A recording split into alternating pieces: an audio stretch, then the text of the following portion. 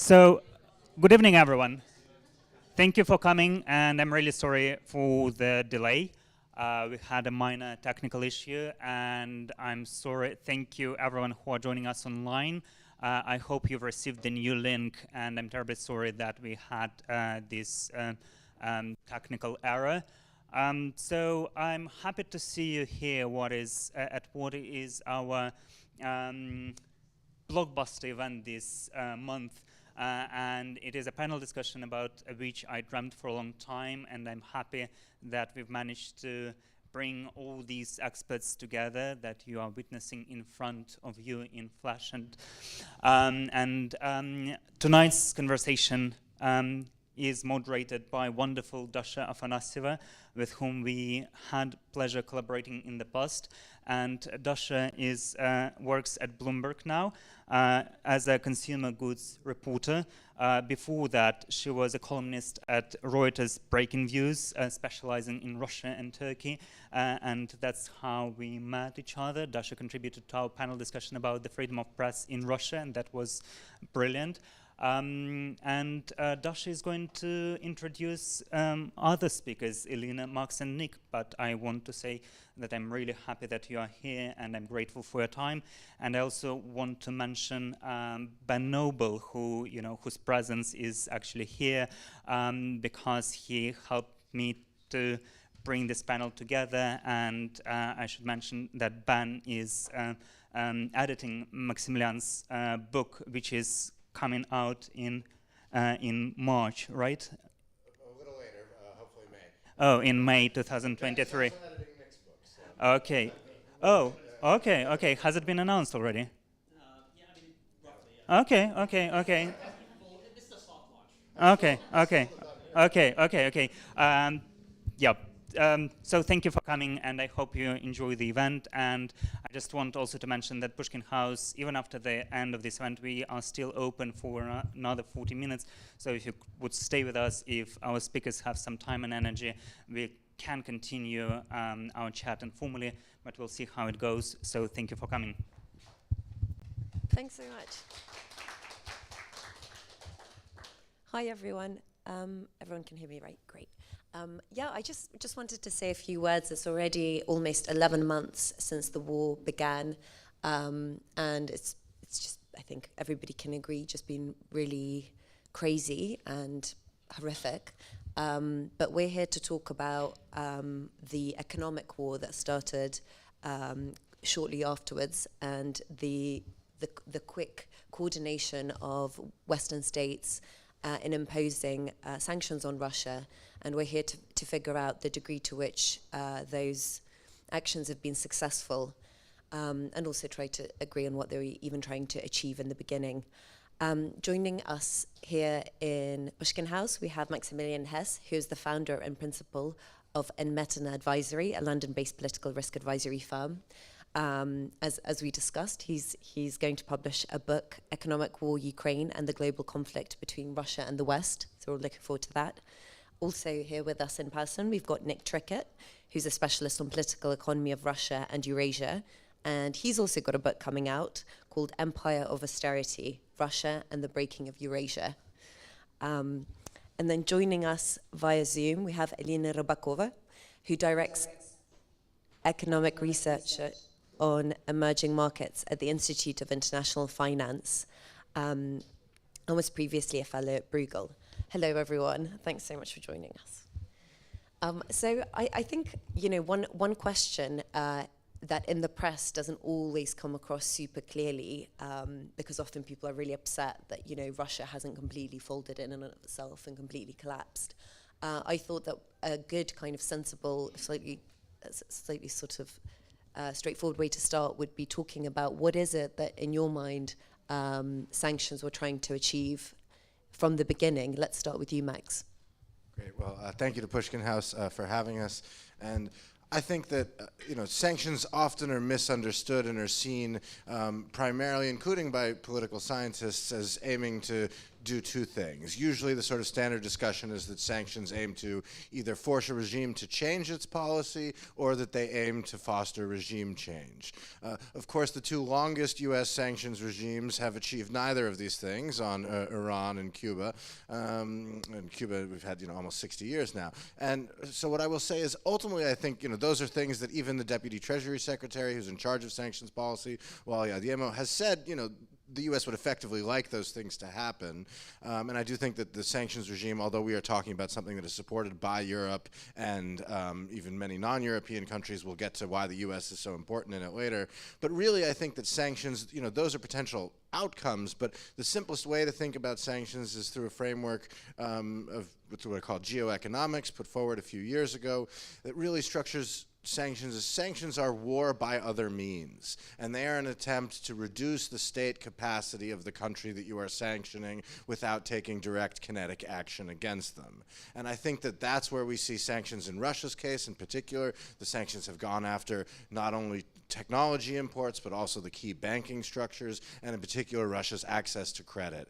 And this really limits the Kremlin's ability to both finance its war and to keep the social contract that Putin has essentially tried to impose on the Russian population over the last 20 years. Whether that leads to those two outcomes is a whole other question, but that is what I think the purpose of sanctions is, why they are put in, and why they are also, as you may have gotten a hint of from the Cuba and Iran cases, so difficult to lift.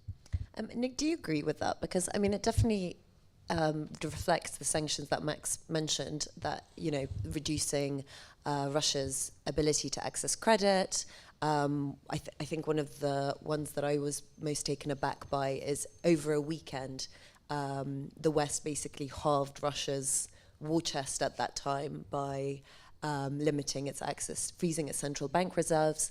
But what about sanctions on the oligarchs? What about freezing yachts? Are they really about restricting its capacity to operate? Isn't there also sort of a hearts and minds element? Yeah, so I would definitely agree that there's a hearts and mind element and a kind of punitive aspect politically. You simply want to signal that such behavior will be punished, and anyone who goes along with supporting the state in a specific war will also be punished. But I think that overall, I agree with Max's framework. I think that the only thing I would tweak it with is I would say that it's not just about degrading the state's capacity or harming Russia's ability to prosecute the war. It's also about exacerbating the existing systemic frailties and problems that were already there prior to the application of sanctions. So if you look at the way that the sanction regime has been structured, especially the decision to freeze central bank reserves and deny access to dollars and euros, et cetera, and going back to even 2014, what it's really done is compelled a kind of reflexive austerity response from the government because it can't borrow as freely. And also now with the export controls that have been placed in specific products that could be used for military purposes that have a wide range of applications, if the Russian government was to pursue a fiscal expansion, right, by spending a bunch of money and borrowing to finance that spending, to try to build new factories, to pay people, et cetera, it would much more likely be inflationary because they simply can't actually access the inputs they need. And even though some of the other issues like labor shortages have eased a bit in this year, they're still there compared to pre-pandemic. So I would simply amend it by saying aspects of it are punitive, but the real damage being done is the fact that they've identified the biggest kind of structural weaknesses or frailties of the state that are self-imposed and made them much, much worse. Right. And Elina, could you tell us about what is the state of the Russian economy and how's it changed over the last year, to give us a sense of what the impact has been? Thank you. Thank you so much for having me. It's a wonderful panel, so we'll have a fantastic discussion. So I just want to first comment on the first aspect, on the objectives. And I think, if I have a lot of respect for writing books, for people who have their books coming out, already came out.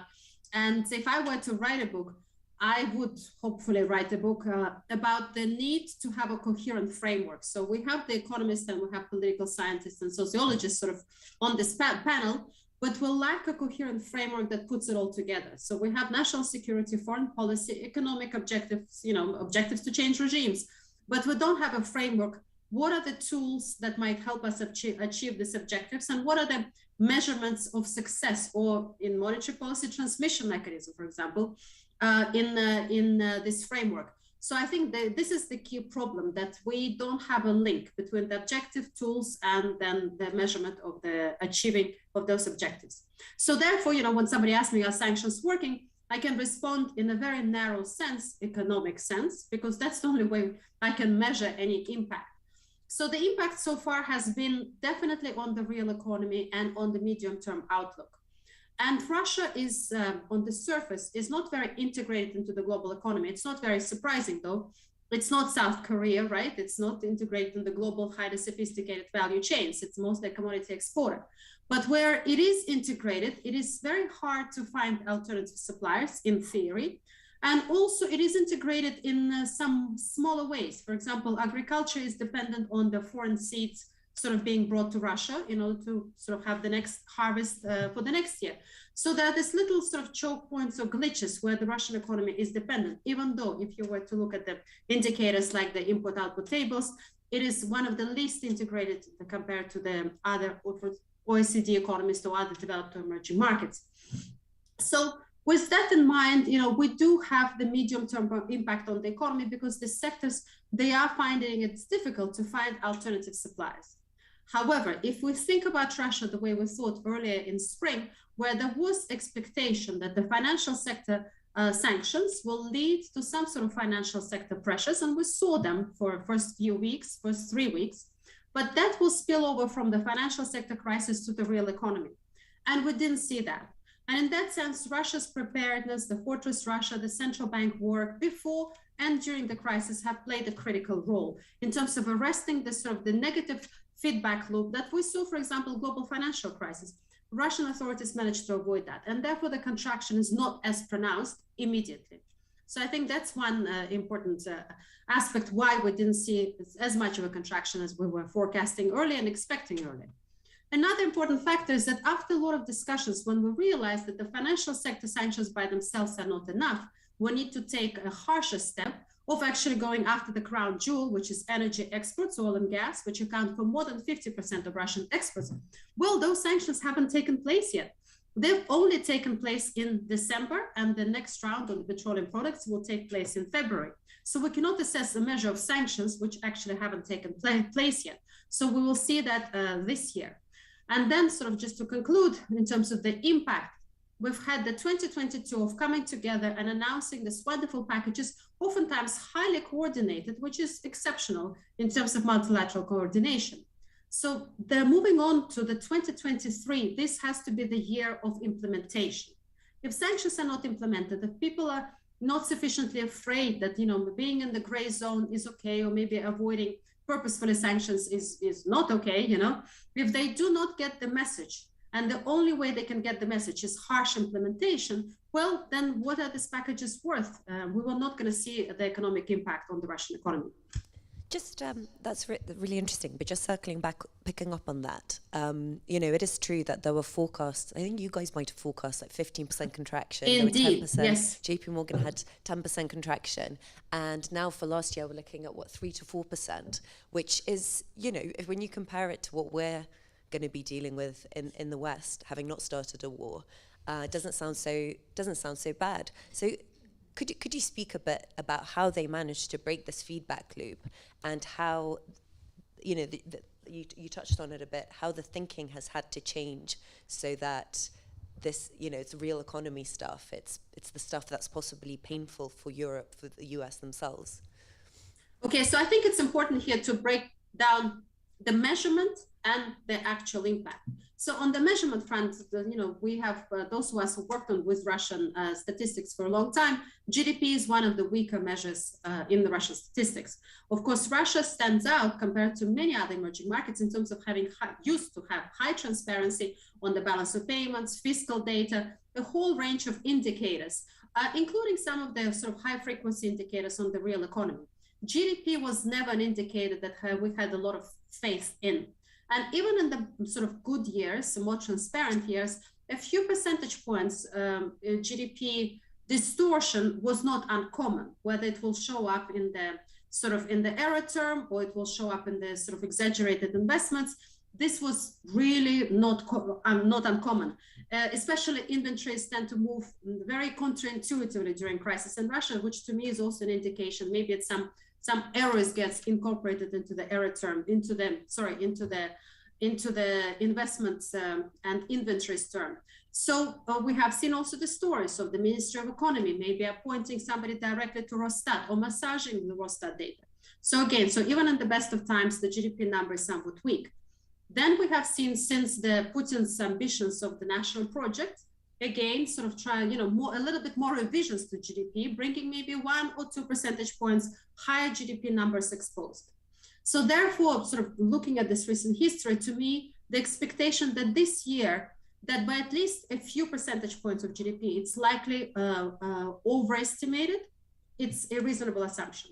Then if you look at the breakdown of the GDP, you've seen some movement on the investment, including double-digit investment growth, which to me, again, as an economist looking at other short-term indicators, it's hard to believe that in a year like this, especially in the second quarter, when we did have a lot of challenges, and we can see it from the regional surveys, for example, or the surveys by Sberbank that looks at the sort of consumer interest and also investment, that looking at those sort of short-term high-frequency indicators, that you would have double-digit investment growth. Maybe some of the contribution came from the public sector, but still, you know, to spread it to the whole national economy, it's somewhat dubious to me. So therefore, my own expectation would be that the actual number is closer to 6.5, maybe 6.5, somewhere in that range. So that putting aside, it's still not 15, right? So how did they manage to break the negative feedback loop? We know that the Russian financial system is highly concentrated on banks. We don't, you know, there is no long-term ruble money in the system. There is no developed pension fund or insurance or asset management community. It's mostly banking system. And a big chunk of that banking system is Sberbank and a few other banks, which are state-controlled banks. So the idea was if there were substantial runs on these institutions, then there would be a credit crunch in the economy, and that will spill over to the real economy. However, after a few weeks, the runs were stopped. How did they manage?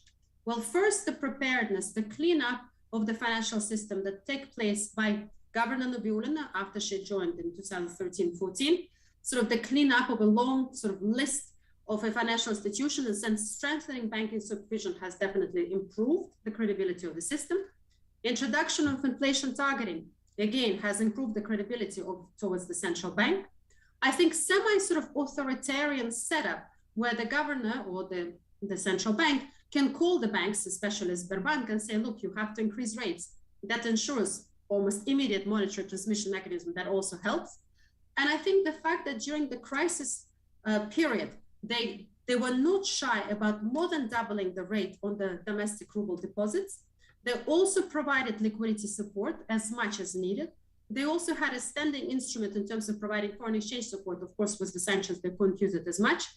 And I think so the combination of this sort of very skilled response to the shock, as well as the preparedness and improving the credibility of the central bank, with a little bit mix of authoritarianism in it, I think that's what helped them save the economy. Thank you. And next, Elina's told us about the ways in which people like Nabiullina saved the day, I guess, for Russia in that moment and reduced the impact of sanctions. You think that in lots of ways, Russia itself has exacerbated sanctions and problems in the economy have made them worse. Can you talk to us about that? Yeah, so I think building off that very, very good overview of how the banking system was saved, I think a good indicator or a way to think about one of the problems of how we discuss this is that, you know, things were not as bad as we might have expected because things were already pretty bad. So one of the best examples I can think of that off the top of my head from the Rosstat data is that, you know, over the last, let's say, 8-9 years, there's been a steady increase of the degree to which corporates in Russia self-finance investment as opposed to borrowing in various forms to actually finance investment into, you know, new productive capacity. And it's something like 55 to 60% of investment, basically, among major corporates is out of their own pockets. So if we assume that's the case, then obviously if there's a sudden massive surge in interest rates, it's not going to have as big an impact on their investment plans.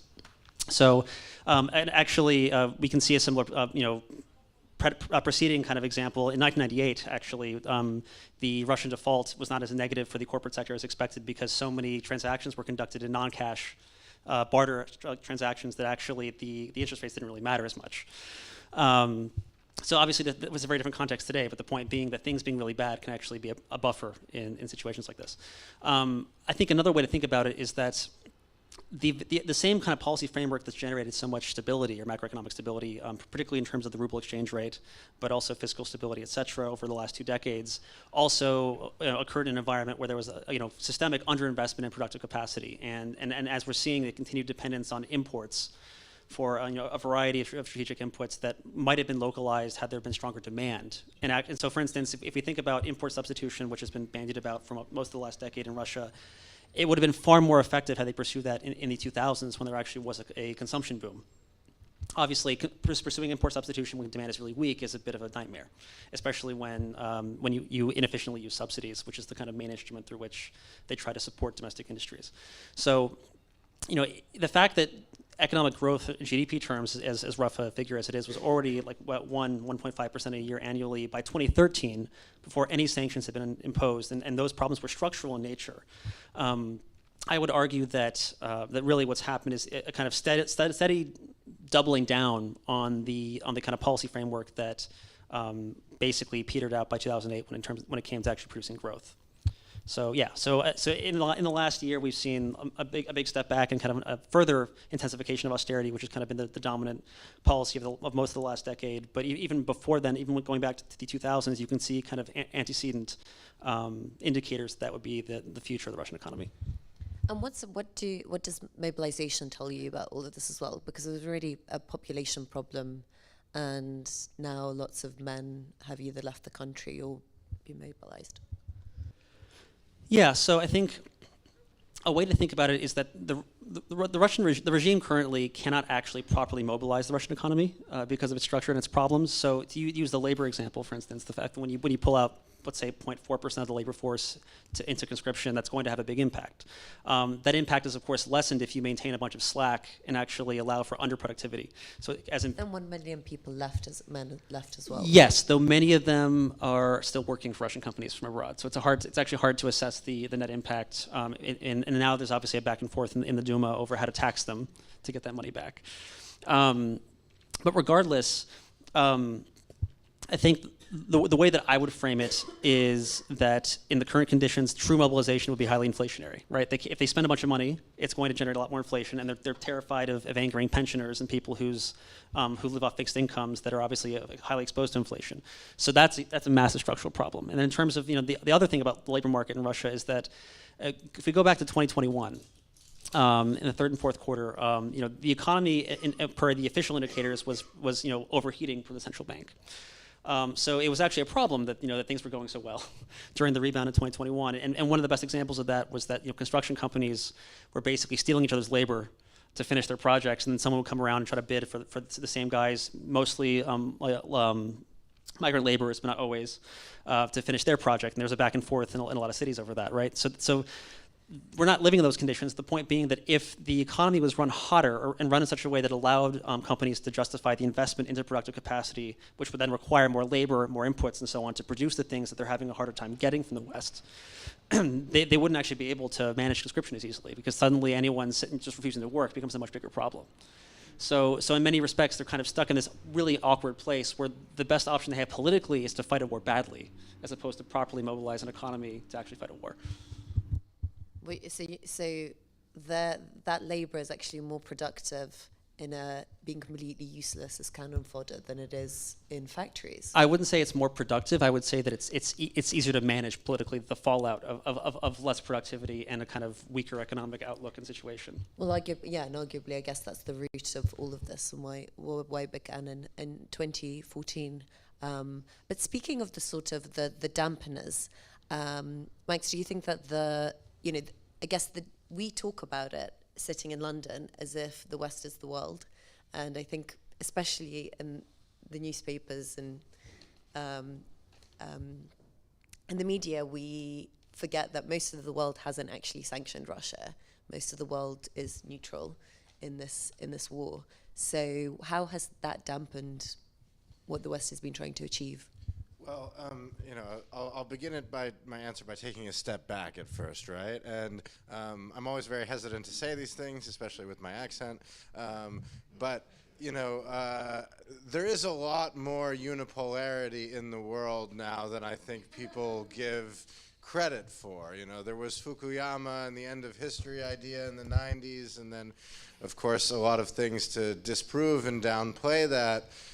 But the dollar system as it exists is still incredibly powerful. And the role of the US dollar in international economies is, and this is why the US, as I hinted at earlier, is so central to the sanctions regime, because there is extraterritoriality of US sanctions. So, you know, you may be aware that there are many individuals who are on UK sanctions lists, who are not on US sanctions lists, and who are on the US list but not on the UK list, and so on and so forth. I actually think there's a lot more coordination going on there than the sanctions authorities have publicly stated, because they know that when the US sanctions somebody, it has much larger ripple effects. So bringing it to a UK-Russian nexus, one of the examples here is Mikhail Friedman, a Russian businessman of Russian origin, actually born in Ukraine, who has been sanctioned by the UK, owns a number of companies that have assets around the world, but has not been sanctioned by the US, and the US has actually allowed treasury licenses to allow certain business operations to go on,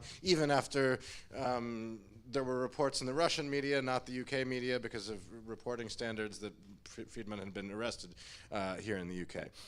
Now, you know, to get back to the point, that hegemony of the US dollar is really powerful and really does have the ability to pressure countries to come in line with the sanctions regime and to effectively force them to enact the sanctions. So we saw already back in March and April, Kazakhstan, which is a member of the Eurasian Economic Union, which the Tokayev government there was in some ways effectively saved by Putin's intervention and his use of troops to quell protest movement / coup at the beginning of last year, also cut off a lot of Russian banking networks and the ability to transfer dollars back between Russia and Kazakhstan. So I do think that although many countries have not come on to the sanctions regime, the US really has the ability to force compliance in a lot of places there. Now, the questions are for Russia, and from the sovereign perspective, how it's able to use the surpluses it very briefly did have last year, as well as some of the incoming dollars that come in. Now, the simplest way I think to think about this is that as soon as a dollar, euro, or pound or other piece of hard currency, major Western currency, crosses the border with Russia, whether that be physically or digitally, it's worth less than a dollar anywhere else, or a euro or a pound. The question is how much less is it worth? Russia's attempts to sort of counter the sanctions and to find ways to get money flowing in and out try to keep that discount to 1 cent, whereas, of course, the US sanctions and the tweaking of them try to keep that discount very high, 30, 40, 50 cents, and so on and so forth. And this is where I think there's a lot of areas to be keenly observed. One of the ones that's particularly caught my attention is the Russian state moving dollars into Turkey. There's a nuclear power plant project there being built by Rosatom, the Akuyu plant. The Russian state has used this to move $9 billion into Turkish US dollar denominated bonds, bringing it out and sort of alleviating that pain and helping it to find ways to spend and use that money. Now, you know, I'm not an investment advisor, but I would say loaning the Turkish government that much money in the current macroeconomic climate is maybe not the best potential use of the dollars, but if they already have a discount on them effectively, you want a way to get them out. But I do think that even there, things are trending in the right direction in terms of the efficacy of the sanctions regime, because new countries have come along and joined. Turkey has also itself shown some reticence in some areas. You know, of course, Singapore and Switzerland have come on board with the sanctions regime a lot more over the last year. Some areas still remain. One of the other ones to watch, I think, is particularly if the Russian government is able to move money through the Middle East, where a lot of currencies are pegged to the US dollar, in particular Saudi Arabia and the United Arab Emirates, and I think that will shape diplomatic relations between those countries, Russia and the West, a lot over the coming years. But to summarize, I think there's a lot more firepower to the US dollar than is often given credit for. And just I think a minor addendum to that I think is worth adding. The power of the US dollar is also much more insidious from a market perspective. So the best example that I can think of is that in Russia domestically, for instance, lots of companies, because they're aware the ruble is a volatile currency and also now a floating currency, so the exchange rate's not necessarily predictable, they actually set the prices for contracts between each other in dollars. depending on what market they're actually on. So when you suddenly can no longer actually rely on the convertibility of the ruble and the US dollar, the actual system of contracting comes under pressure as well. So, and that's not like enforced upon them by external powers. It's not necessarily a fact of the Federal Reserve, et cetera. It's simply the fact that market participants prefer to have stability. And so that's like a broader problem that I think it has no real easy solution in the next couple of years. Okay, well then let's talk real economy. So the Eurozone Europe has promised to wean itself off Russian gas. We've got the oil price cap, which essentially means that Western service providers will not facilitate the getting out of Russian oil or the selling of Russian oil unless it's sold for a low enough price. And all of that is designed to hit Russia's economy in the toughest bit. Let's ask Elina, do you think that in that case, having a pivot east, a pivot to Asia, to China, to South Africa, wherever, dampens the impact of these sanctions, which, let's not forget, they hurt for Europe as well in particular? I think we need to be cautious in terms of sort of patting ourselves too much on the shoulder, saying that the countries are joining in terms of sanctions. I think, yes, maybe the avoidance hasn't been as blatant and as publicized, but if you look at the trade data vis-a-vis Russia of countries, China has more than doubled its trade with Russia. It's more overall, and particularly in the more sensitive areas like semiconductors, electronic integrated circuits, and even drones, which of course are all for non-military use and for agricultural use. But, again, it's something very hard to verify because they can be used for anything. So we do see a sharp increase in trade from China, from Hong Kong, also from other countries like Turkey, which is a part of NATO, but suddenly is exporting semiconductors to Russia, among other goods. I'm not aware of Turkey producing semiconductors. And we see that similarly again from the UAE, from more sort of off the beaten path places like Uzbekistan even. So yes, some of this is not yet at scale. Turkey, even a triple increase in exports to Russia is still relatively small. It's not a substitute to European exports. But if it is concentrated in more sensitive goods, it might have an important contribution, including for Russia's war effort in Ukraine. Places like China and then indirectly Hong Kong can have a massive substitution effect towards vis-a-vis Western goods. Of course, they cannot substitute the more high-tech, whether it's electronics or equipment in order to continue to do, for example, LNG, which can be produced maybe only by German and US companies. China cannot replace that. But a more sort of bread and butter, they can help water down the sanctions. And here we need the question, not just implementation of the sanctions by the European Union and other partners, but also finding a negotiation strategy with the third countries, be it Turkey, agreeing on the specific items that Turkey can comply with versus Turkey might be getting something from Europe. For Turkey, trade with Europe is exceptionally important, right? And a similar conversation with Middle East and some of the Central Asian countries. China is a much more complicated situation here.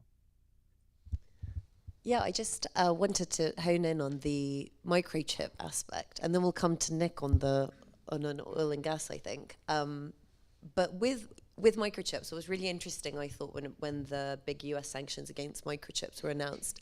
The first text wasn't that clear about whether things like personal goods, whether, the microchips that go in factories that make deodorant or whatever, all of that kind of thing that sort of peters all the way through the economy would be affected, or whether it would be more, more about the drones and the stuff that you could actually use in war. How significant, how has it actually played out? What kind of chips is Russia getting, do we think, and what isn't it? And how significant do you think that's going to be in the medium term, Max? Great.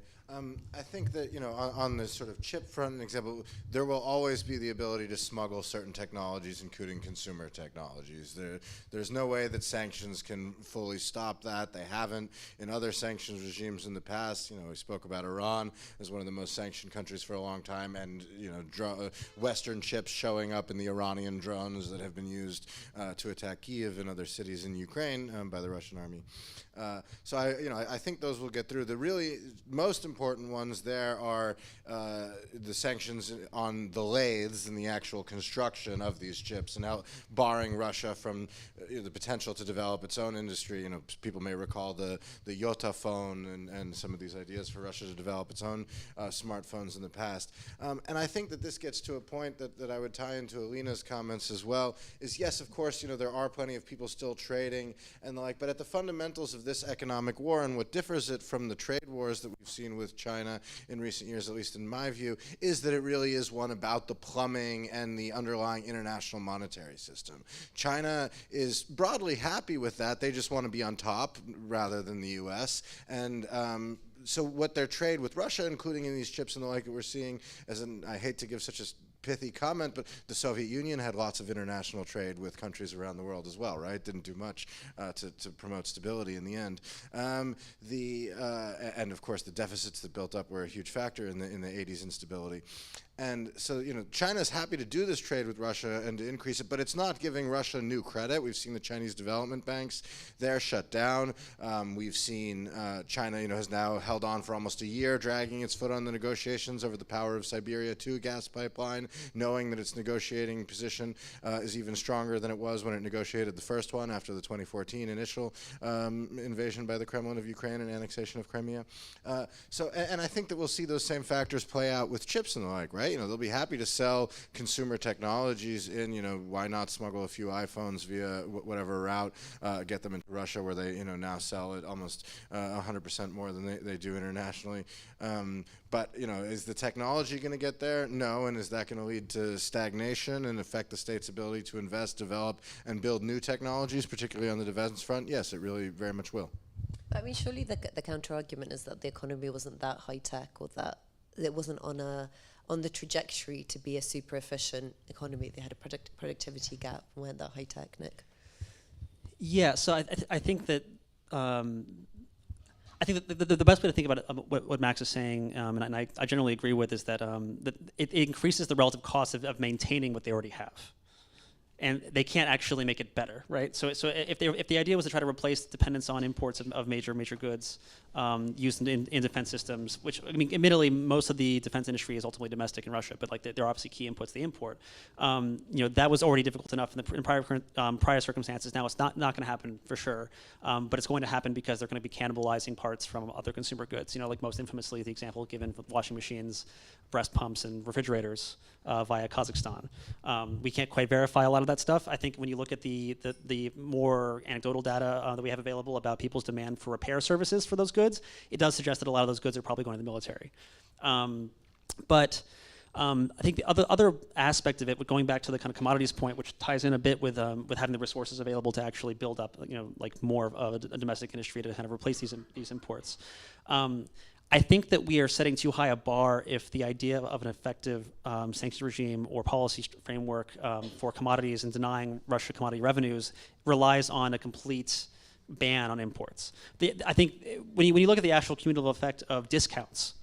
So what is, okay, so assuming some oil is going to China and India, we know that, and over time, you know, they're building a gas pipeline, right? So some of that's going to go east. How do you quantify that discount? What is Russia losing in both not being able to export some of these commodities and also in the discount that it faces? Right. Well, I mean, the most effective sanction on the Russian gas industry has been Russia itself, just refusing to sell.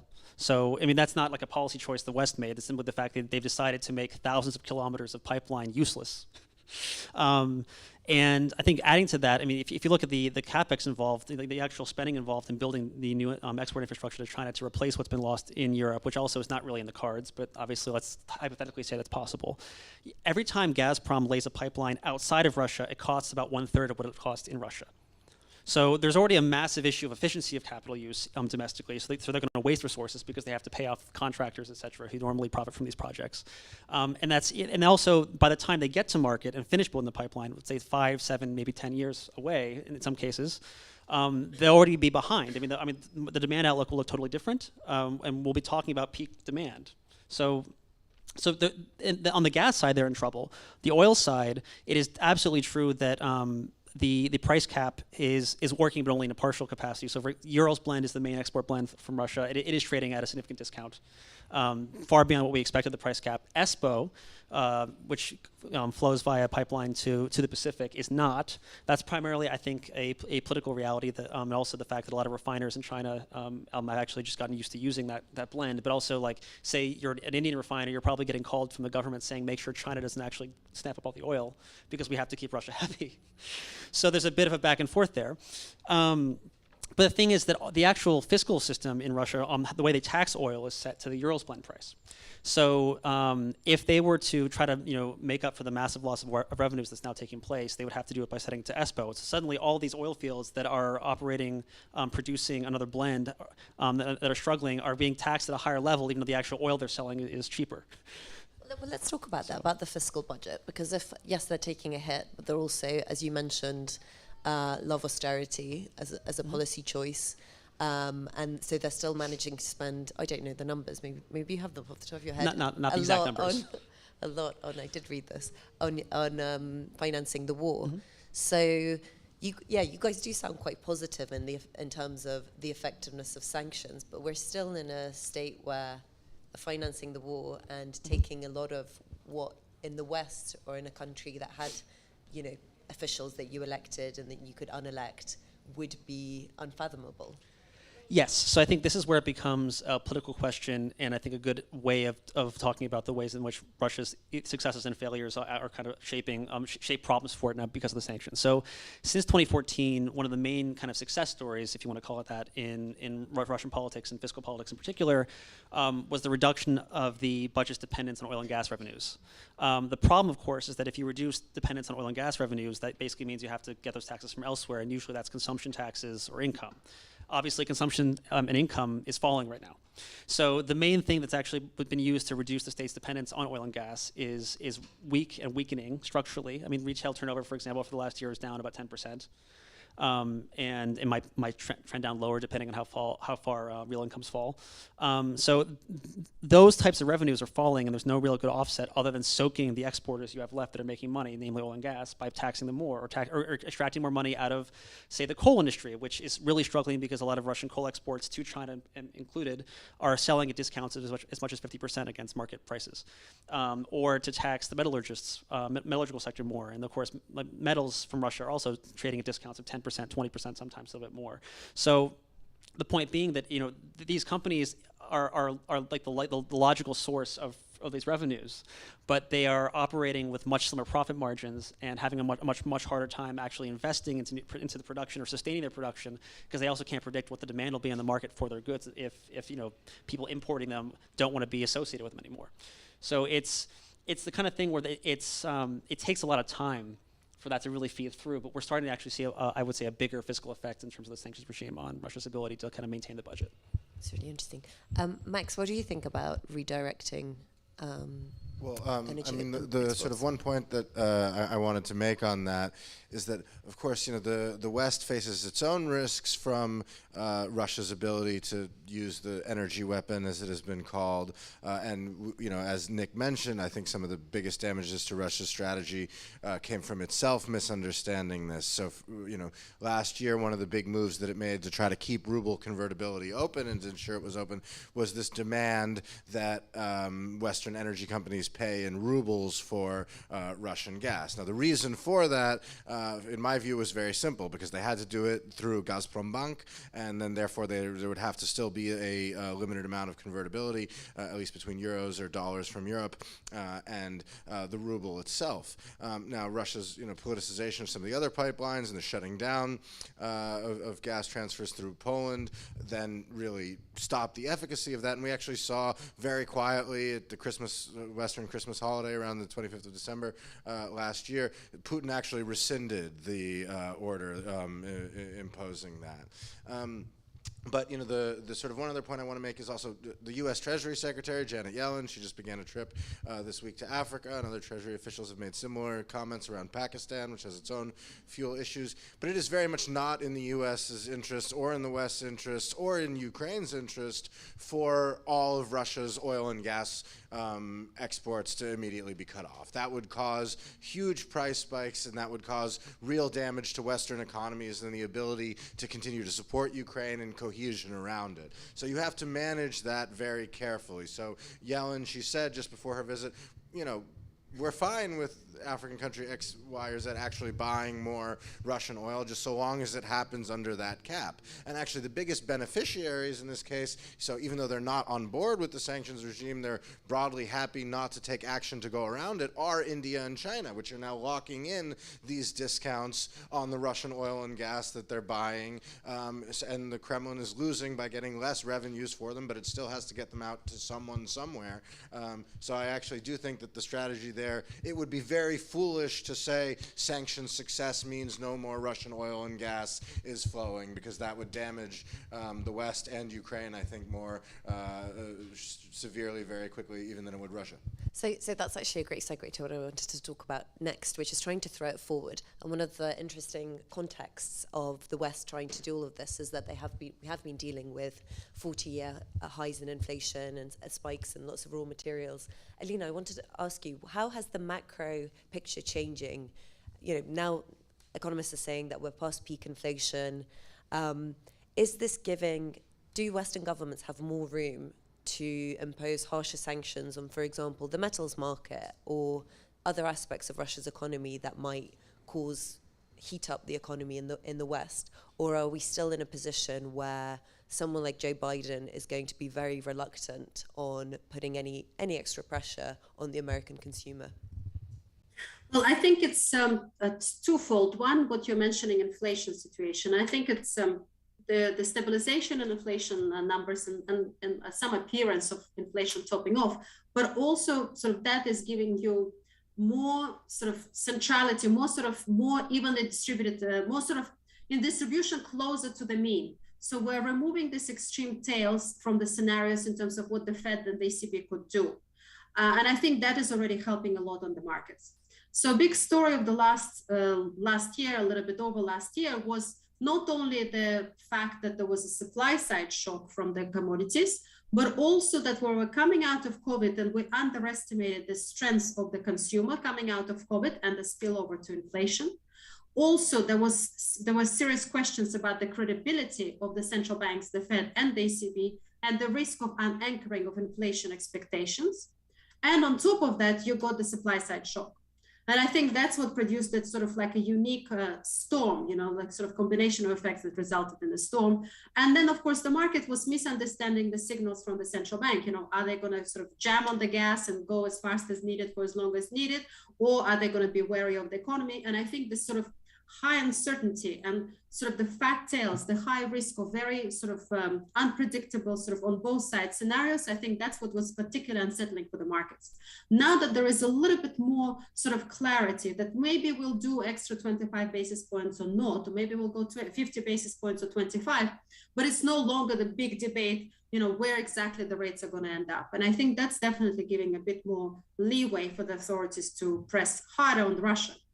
That's one aspect. Another aspect, of course, in the US, we have seen the midterm elections, and we didn't see sort of the Republicans completely overtaking the seats in both chambers that we might have sort of been worried about, or the current administration might have been worried about in spring last year.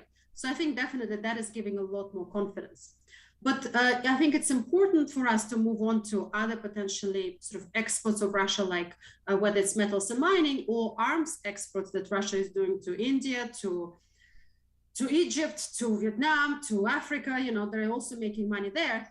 But I still think that it's very important for us to focus on implementation. And if you look at the way that Russia has diverted oil exports, Europe used to account 47% of total Russian oil exports, and then other G7 another 6%, and China about 30%. Even before the cap, by end of September last year, China has increased to more than 40%, just as Europe, of course, and G7 fell, the contribution fell. So Russia has managed to divert a big chunk of oil to China. And here it's also looking at the data on the transactions. We see that it's not only the volume increase, but there's also price increase. Yes, we are reporting some certain average discounts, and the discounts have been substantial. By the way, the discounts are more pronounced actually for, hold on a second, they are more pronounced for the, where at least originally they were more pronounced for G7 versus other countries, but then it appears to have evened off a bit.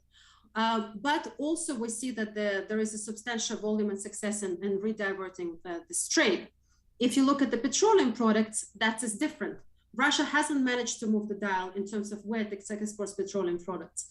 Because of course the ships are more complicated, you know, they're more sophisticated equipment, they're harder to come by, they're more difficult to buy. It's harder to sort of build up the shadow fleet to be able to move petroleum products. So that's also coming in February, and that will also have an impact on Russia. So again, so I think we need to focus on implementation, on where it hurts, you know, as my fellows on the panel, my fellow on the fellows on the panel have mentioned that but that, you know, Russia has cut off itself from gas exports to Europe, and they're definitely not coming back. At least the pipeline gas, I mean, LNG is still going. But on the oil front, I think there is a risk that we don't sort of keep the pressure up. Because at the $60 per barrel, it's not binding. Russia is complying. But of course, there is a risk if we start making it sort of harder. Just to give you a sort of a rule of thumb, the $10 on the annual basis of oil price change gives you more than 20 billion on Russian exports. These are huge money, sort of incentives for companies to say, look, we're complying with the cap, but somehow through Panama paper, you know, or other kind of kleptocratic means, we're finding a way to give it back to Russia. And what does it mean? It means that Russia would have clean money on its account somewhere abroad. And this, of course, the worst of possible scenarios that you will want to see. That is such a good point. Let's turn to you guys, kind of on that theme, looking forward, particularly in Washington. Do you think there are people pushing back, particularly with situations like you have Vietnam that Elina mentioned, a country that the US is trying to foster much closer economic ties with, have high-tech production there, have electrical car production in the US. And in the meanwhile, Vietnam buys like all its weapons from Russia, not only from Russia, but from an industry that's massively sanctioned. Is it time to really kind of go after the customers? And is there appetite to do that? Well, I think that one of the impacts of the conflict, both in terms of the sanctions themselves, which affect the ability to move money in and out of Russia, which makes it a lot harder to finance weapons purchases, which are usually you don't pay for your fighter jets up front. You pay for them over 15 years. If you're now doing so in the sanctions environment or in a non-dollar basis, you're paying effectively a lot higher interest rates is the simplest way to do it, which then, of course, compound over that time. So, you know, some work that I've been doing on India's purchases of Russian armor, India's the largest purchaser, you know, its cost basis could double just as a result of the sanctions alone. Then there's, of course, the question about the efficacy of Russian weaponry in hindsight of some of the incidents that have happened with Ukrainian drone strikes within Russia itself, as well as the Russian army's ineffective attacks on Ukrainian sovereign territory as well, that I do think will affect that. I mean, I'm sure that I have no doubt that there will continue to be tightening of sanctions around the Russian arms industry. There are still questions to balance there, right? You know, one of the particularly important ones from a geopolitical perspective with India is, of course, the U.S.'s sales of weaponry both to India and to Pakistan, and the sort of desire to keep a relatively strategic balance in their fighting capabilities there, so that one doesn't feel that it has an advantage and can therefore take action that would potentially risk nuclear war. So, you know, there's far more considerations to be had in there. But ultimately, I have to say, you know, if Vietnam wants to buy Russian weapons and, you know, the amount that it can buy them in, and the like, I don't think that cutting those off is going to really move the needle one way or the other on terms of what sanctions' real impact is, in terms of Russia's state capacity there.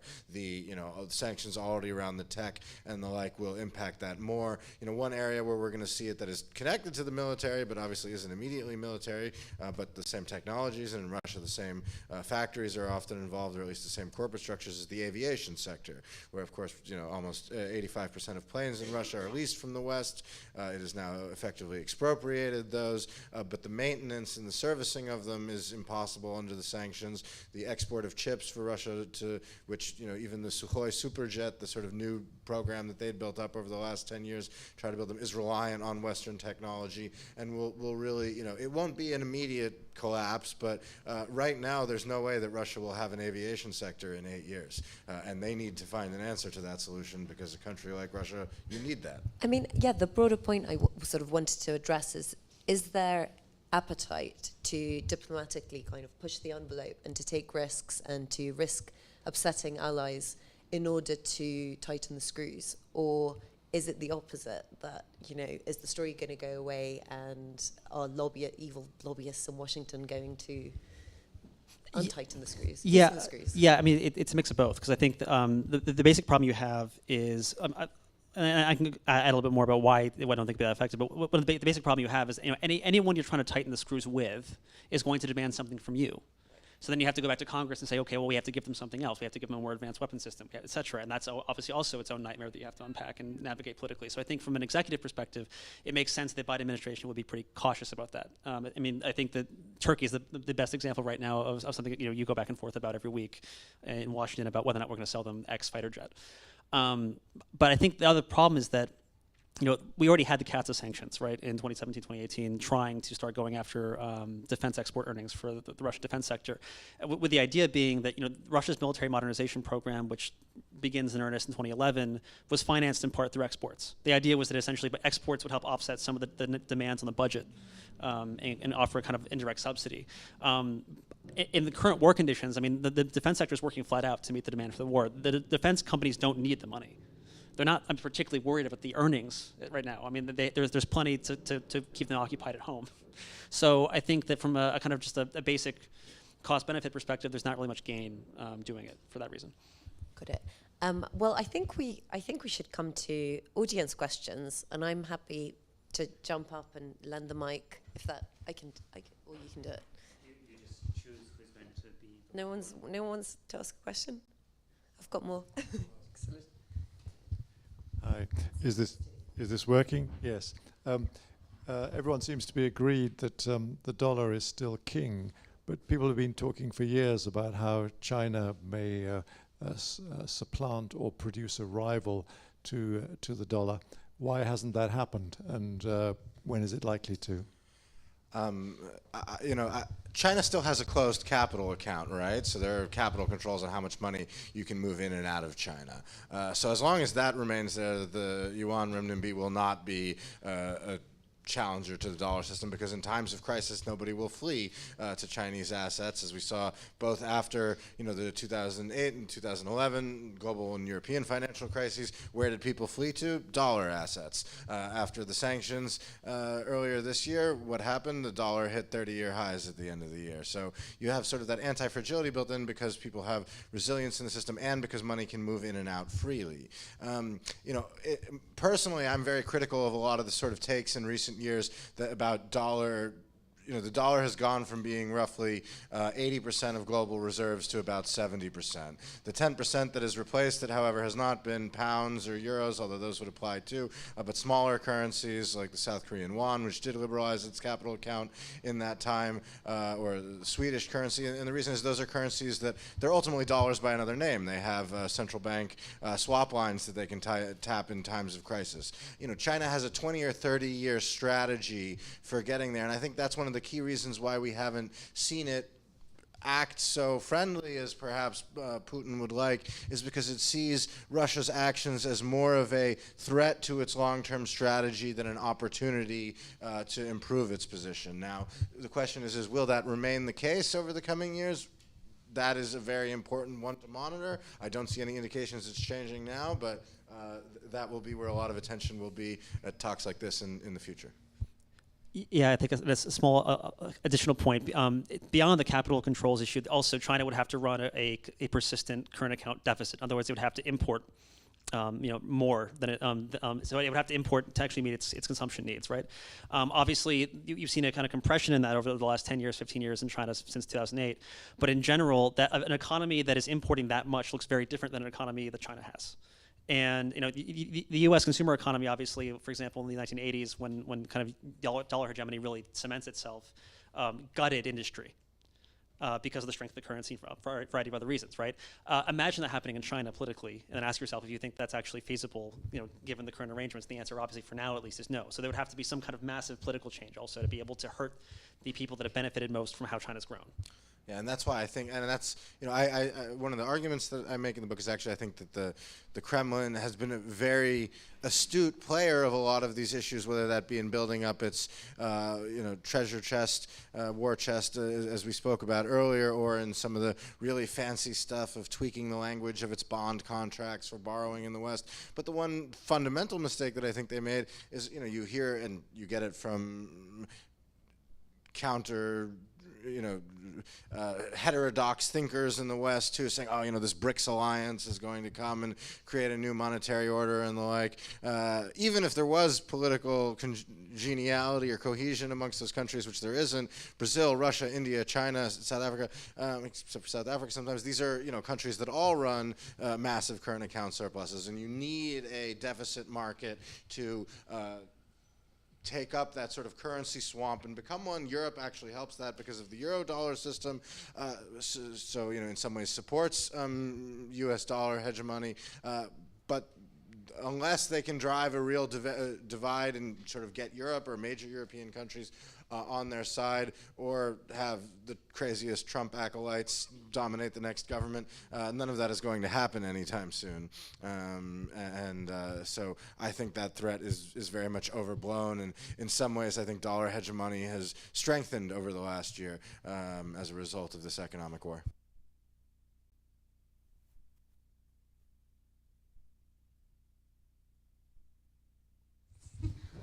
Elina, do you want to address the power of the dollar? No, I think it was fantastically addressed just before me, but I just want to say there's sort of, like, I'm an economist, right? So I always worry about something. So what I do worry about is a little bit is that China has produced the ECNY, and then although they say it's for domestic purposes, they say certain things and they don't always do things that they say. So they can do potentially central bank to central bank sort of wholesale CBDC transfers. And they also have the first mover advantage, because in the US, we have the complexity of regulators fighting over the baby, while in Europe, we have other concerns. And then China is sort of lending their technical assistance on how to create CBDC to medium-sized and smaller countries that are looking up to somebody, who will set the standard. It might not be a global standard, but maybe a regional standard, or sort of similar to the One Belt, One Road kind of initiative. It's still very early days. And of course, having a closed capital account doesn't help, as well as many other issues. But again, it's something under development and to be watched. And the other thing which I do worry a little bit about, again, on a very small scale at the moment, is that Iran has a long-standing experience of maybe using whether it's digital possibilities or also gold or oil exports, sort of, or also building an economy that lives under sanctions continuously, not too successfully, but does exist, right? Of course, it's not fully scalable to Russia, but there are tricks that they can potentially teach Russia. It will not be, say, North Korea or Venezuela, but it could be Iran. And I think that's something that we also need to keep an eye on. We have a couple of questions online, and the first one from Philip Owen, which is apparently there is a 30% rise in sales of perfume in Russia, and there is a well-known connection between cosmetics and recession. This suggests that Putin's 2.5% is unlikely to be true. Actually, there is some truth to it. I have to sort of jump in because I guess good news is bad news. Like that's like I mean, I think I don't know about that stat specifically, unfortunately, but they're definitely counter-cyclical indicators, like things where when you see demand go up, it usually is a bad sign. The best example, one I gave earlier, is that when service demand for repairs of things you already own skyrockets, it probably means you're not buying a new thing. And that tends to be a really terrible indicator when it comes to consumption, right? So, that also might be explained by the fact that if you have a harder time buying imported goods because they're more expensive, you keep buying the stuff you can't afford. And if cosmetics is unlikely to be that affected by sanctions, you keep buying cosmetics, right? I guess it's the lipstick effect, but it's a thing. But I do wonder the whole problem of accurate statistics being harder to come by. We're supposed to be turning, like in China, they look at lights, where the lights are switched on, to look at the real state of the Chinese economy. Have you noticed anything that might tell us, a bit like the lipstick effect point, that might tell us a different story than the story of resilience? Story just dropped, so I have to. It's in the last couple of days, and I have to chase up to make sure how accurate it is, because obviously we always have to question everything you're seeing right now. But from what I've seen, hospitals, regional hospitals, are basically cutting purchases of medicine by about 20%. So that's probably not a great sign about the health of regional budgets and also federal transfers to keep the health system up, especially after the COVID shock, which was really, really rough on Russian healthcare services, as you can imagine. But also suggests that they're redirecting those resources to the military, assuming there's not been some massive drop-off because of sanctions in terms of their access. But also, it's also worth noting that even prior to this drop, there already were shortages of various medical products. So it's really not a great indicator. Should we read another question?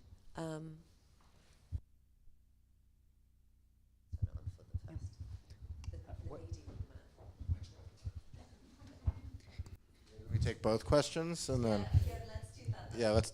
Thank you. So thank you for interesting discussion. I've got two questions around Russia being officially labeled a state sponsor of terrorism, a terrorist state.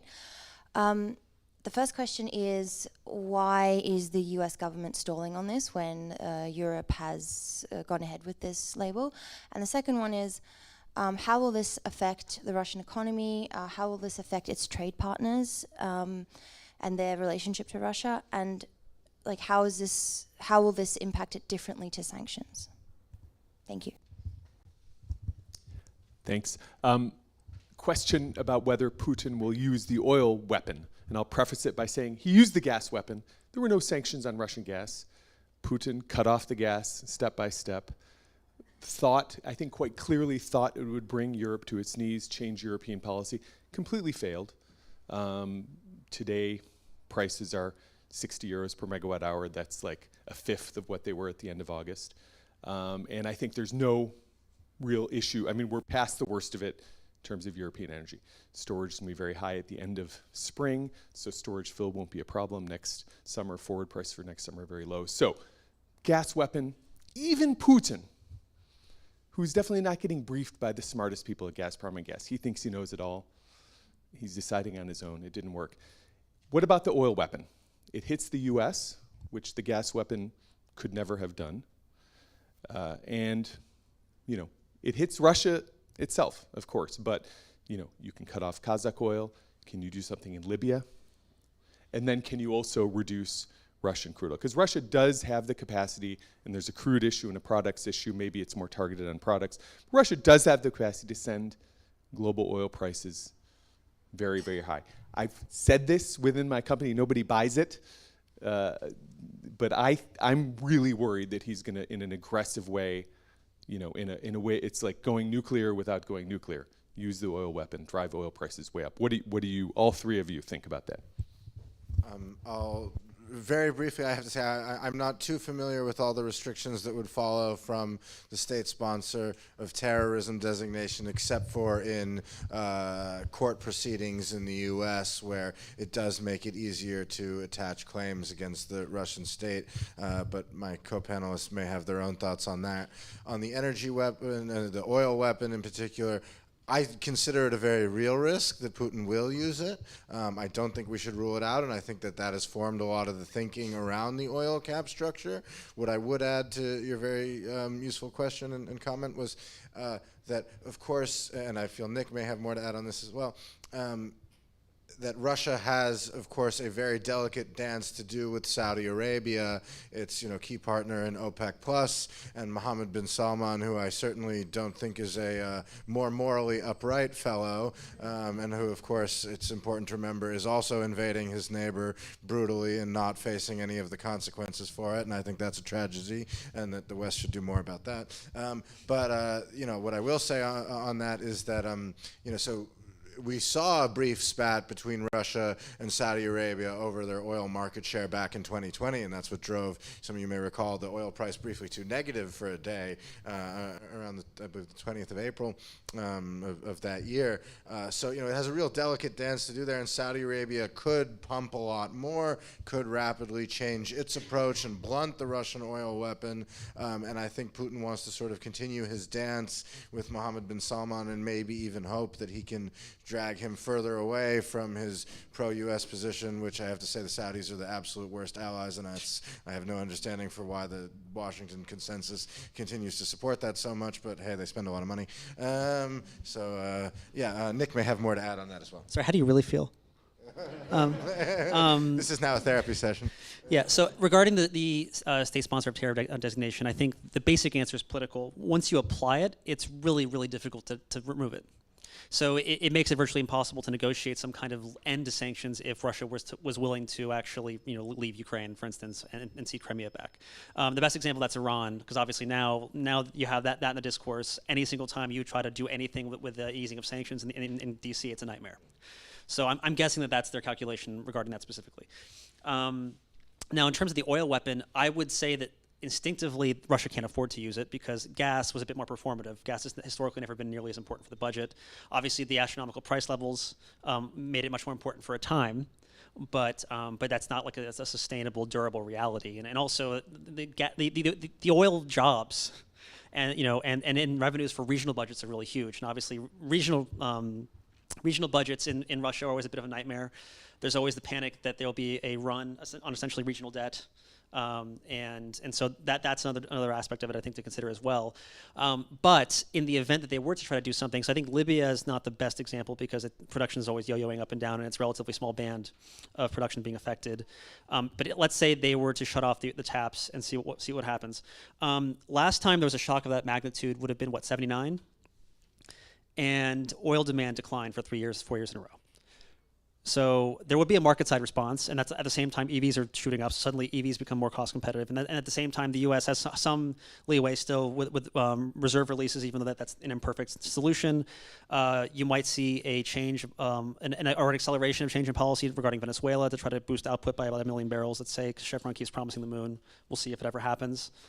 And you might actually make a deal with Iran a little bit more palatable, at least on oil, though I don't expect that to change in D.C. anytime soon. But I think the bigger problem is that the price shock would really hurt us, but Russia doesn't see any benefit from that. And ultimately, given the current conditions, I think that it would be like a break glass moment. But I do think that it would be unlikely for a variety of its material constraints in Russia, but also because if we simply stop consuming that oil and it becomes like a permanent downwards adjustment in demand, Russia is forever screwed. It can't just reopen the taps, come back to market, especially since once they actually close the wells, they start failing. Casings start failing. So within about 6 weeks to 2 months, your failure rate's going to go from like 5%, 4%, 5%, and then start climbing steadily and higher and higher and higher until when you reopen your oil fields, you're producing much, much less than you were before. And on top of that, Russia's fields are already much less productive than their leading competitors in terms of recovery rates.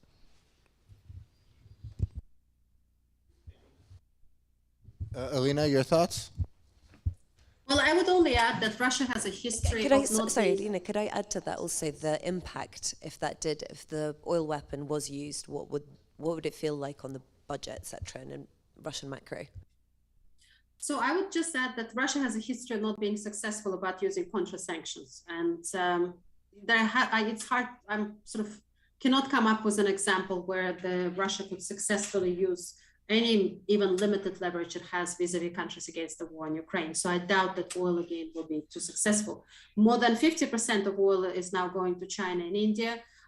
Sort of the purchases by European Union have been already reduced significantly. So again, the marginal contribution effect there will, it definitely will be an effect. But again, I'm sort of doubtful that there will be actually a strong, meaningful effect. If they were to try to withdraw it significantly from the market, as we do know, depending on the months, but sort of on average, Russian federal budget relies more than 40% on oil and gas revenues, disproportionately more oil there than gas, although there are some one-off payments that came in last year. For the consolidated budget, that number is smaller. Consolidated budget also has the social taxes and also some of the social security payments going through it. So again, you could, in the extreme, see up to 20% of Russian budget revenues removed. But that is the absolutely extreme scenario. The more realistic scenario, you would have a reduction in production of about 20% or say 30%.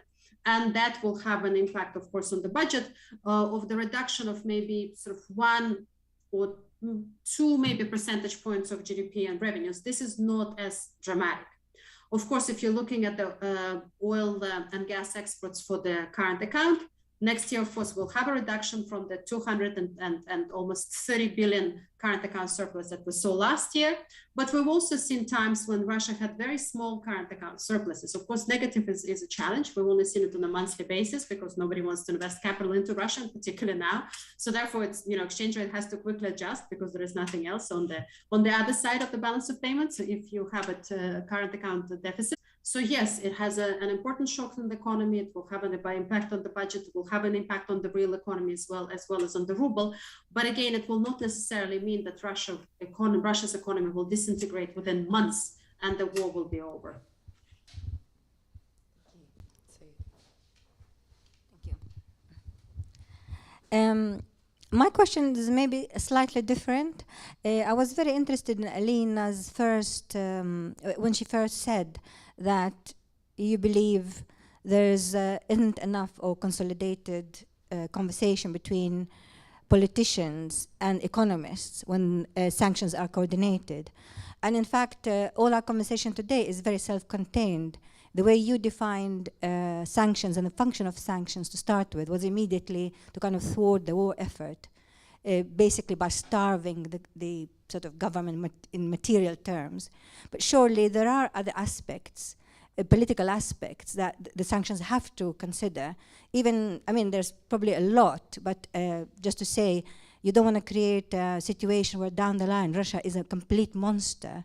And so in a way, you want to be thinking about how the sanction regime creates the environment inside Russia and what kind of Russia we will be dealing with down the line, I would have thought. Obviously, this is a big question, so I understand that. And what I'm interested in is a question here. Do you believe there's no such bandwidth, like politically or diplomatically, to create these consolidated, coordinated efforts of conversations between politicians and economists? Or you in fact, are you, for example, even against the idea of lending this bandwidth because you think it's a pie in the sky to think in these kind of long-term terms? Or is it something that is being sought but difficult to have? So I'm interested in that. No, thank you. I think that's a very useful and important question. Firstly, I would say, I would love to read a book on this subject by Elina, so I very much hope that she advances those. But to get to what I think, is maybe part of the point of your issue, is of course, sanctions can have the effect of helping a regime rally around the flag. We see that occasionally in Iranian propaganda and in Venezuela as well, of course in Cuba in particular. There's long been, this sort of we're standing united against the sanctions idea. And I've written on this before, I do think, and this gets to one of Nick's points earlier, we need to be, a round table like that I think would be very useful in finding ways to ensure that we demonstrate that the sanctions are targeted at the state's capacity and not at the Russian people themselves. I think, for example, the point about medicinal shortages, one of the big ones has been insulin, where we've seen that trickle into Kazakhstan and insulin supplies there, and in Georgia falling low because of how much has had to be bought up, in some cases by panic buying by the Russian consumer. But a lot of these technology sanctions will also affect, the ability to send an MRI scanner to a Russian regional hospital and the like. And I do think we need to have a forum that comes together and says we have to have venues to ensuring that things that have no ostensible military use and aren't related to state capacity, and in a one-on-one, step-by-step process can be enabled. And I think that would be very good at helping to mitigate that risk. At the same time, I would say, especially there is, of course, the international and the English-speaking Russia and broadly our audience here, but the Kremlin really has the ability to control the message in, so many of the regions and in the areas where they've dominated conscription, that I think even, the best efforts being put forward by the West on that front would be blunted by Putin's propaganda machine. But that doesn't mean that we don't have a moral imperative to try anyway. Yeah, I think in practical terms, I would say that a sanctions regime like this is punitive. It's not a deterrent. We might hope it's a deterrent. But I mean, obviously, but like, for example, in April 2021, there was a debate ongoing about whether or not the Biden administration kind of signaling willingness to impose much harsher sanctions was actually a deterrent effect for a conflict breaking out then. And of course, 10 months later, that looks a bit shaky as an assumption. So I think that we have to be honest that once you're actually applying sanctions of this magnitude, you are just harming innocent people. And and then that's a reality. Now, if you're asking whether or not there is like a bandwidth to think in the longer term, I mean, I would never bet on Washington D.C.'s ability to think long term. It's not. I mean, think tanks alone live and die by election cycles as people try to join administrations. Never mind like the people who actually make the policy and aren't simply pretending to be important. So, it's really difficult to imagine that people who answer to 4 or 6 year timelines and also spend most of their days thinking about their own constituencies and people who elected them and who donated are really kind of be able to sit down and actually fully grasp the complexities of how to think 10, 15 years down the line. Now that said, I think that there is a responsibility when applying sanctions like this to try to build in some kind of long-term plan. But there's also a political problem that sanctions at this level they become a permanent reality. They become assumed. It becomes really, really difficult to remove them. Because it's like any attempt to do so immediately is politically painted as weakness or is seen as giving a concession to like a terrible dictator, etc. So there's also this kind of ongoing political logic that you suffer from in the democratic context where people for whom it's not really a salient issue. I mean, I know that voters will say that they support Ukraine, et cetera, in the United States. I think most people do, like instinctively when they hear about it. I don't think most people live their day-to-day lives in most democracies in the West thinking, what are we doing today for Ukraine? That's just not a reality. So for them, it does not matter what the policy actually is. And so it becomes essentially a hot potato or like a football that people kick around as opposed to like a real object of study. Just to add on to that as a question. So Nick, you were talking about how you don't want to be in a situation where you're just actively harming Russian people. But if it's true what you were saying about hospitals facing, ordering 20% less equipment, then you're already in that situation, whatever you do, because you're dealing with somebody who is willing to prioritize financing this war above anything else. So. Yes, but the counter would be that then you could simply offer explicitly to provide resources they need, as in you say like you explicitly carve out essentially humanitarian aid kind of structure. We've had oil for food deals in the past. There is a track record of attempting to do so. Now, if for example the Biden administration was willing to say we will provide X amount of like necessary medications for like cancer patients, people going through chemo, other things like that, it's really difficult to spin that as like us fueling the war machine. Right. I'm not saying that's feasible. Away from that. Oh yeah, no, I don't think it's at all going to happen. And I'm just saying that I think that there are things you can offer that are meant to help people that pretty explicitly don't actually do anything to like make the war easier, unless you assume that it's the responsibility of Russians to overthrow the regime, which is its own debate to have. but I think a problematic assumption. Let's not get into that debate, please. You know, one bit to add on that is, you know, as we said, I said at the beginning, and Nick implied there, sanctions are punitive and they punish the state's capacity. The quality of hospitals in most countries under sanctions is not great. But also states have the ability to make their own choices there, even under sanctions, right? So Cuba, which has been under sanctions for more than 5 decades now, has over the last 30 years really shifted away from some of the military adventurism that they were supporting in the Cold War of sending Cuban troops to Angola and across Latin America. And they have really invested in their healthcare sector. So, you know, Cuba has pretty decent hospitals and pretty good doctors, and the state has spent on that rather than on its military. Of course, the tragedy is that there's only one person who makes that decision in Russia, and that's Vladimir Putin, and he's shown no indication to spend on his hospitals rather than his military, much as we would like him to. So, Elina, could you reflect on that a bit? Because it's kind of coming back full circle on what are sanctions supposed to do, and how are sanctions supposed to feel inside Russia if they're effective? Is life supposed to feel tougher, or is that just absolutely not the goal?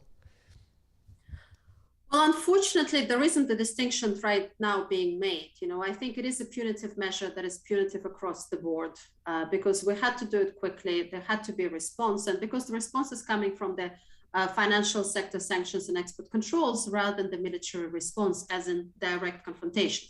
When we talk about what are the costs, you know, the cost is not just about all the European or US economy suffering versus Russian economy. No, the alternatives also a direct military confrontation, right? So we need to also think against those costs as well, if we're thinking about this sort of coherent framework. So going forward, just I'm really thankful for this question, is one thing we talked about implementation, but another one is the messaging. And I think last year there was a little bit too much sort of like a rush and heat of the moment and the need to respond and back and forth and sort of finalizing various packages. But I think also now we need to sort of be more careful about the messaging, and also means of reaching out to Russian people, of potentially building sometime in the future a better future together. So we can't forget about that entirely. And I'll just sort of go back, and I'm not trying to justify anything that has happened since then, but you know, as a grown-up person, sort of somebody my age, I lived most of my grown-up life without a nuclear threat. I remember as a child, like many people in the room, of hiding under the table and for some reason putting a white blanket over myself, as if it's going to help somehow. But, you know, sort of worrying about the nuclear war, right? And then we had this long period when we didn't have the nuclear threat at all. And now we have it again.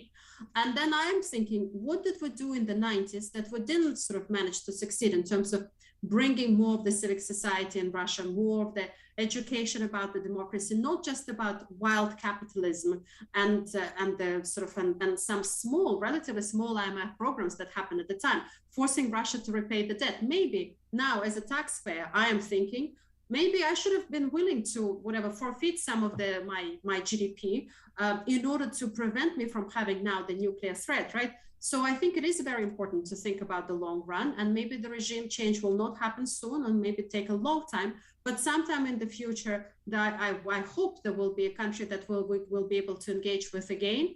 And we will be able to tell the people, even though propaganda will obfuscate whatever the measures are being done now, but we will have something to demonstrate that at the same time we have been trying to get through. And I think ex post, it will still matter, even if at any given moment, you know, whatever the wonderful measures that might be put on the table or messaging, it will not reach the regions. But I think 10, 20 years from now, it will matter. Thanks very much. If there is one more question, I think we have time for one more, and then probably wrap up.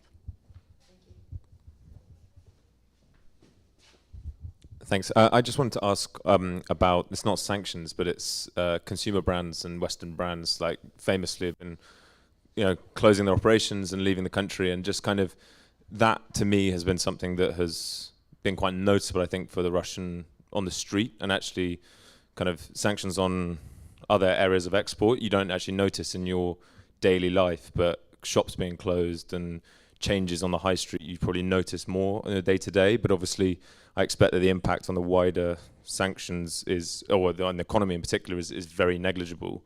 I mean, would you agree with that? And also, what is there any extra value in what these Western companies are doing, or is there actually, in a way, does it give Russian companies the opportunity to fill the void that they're leaving behind and potentially enable new areas of the economy to develop? And so is it actually beneficial what Western companies are doing in kind of saving their own skin and showing that they're no longer supporting their operations in Russia, or is it, what kind of impact does that have overall?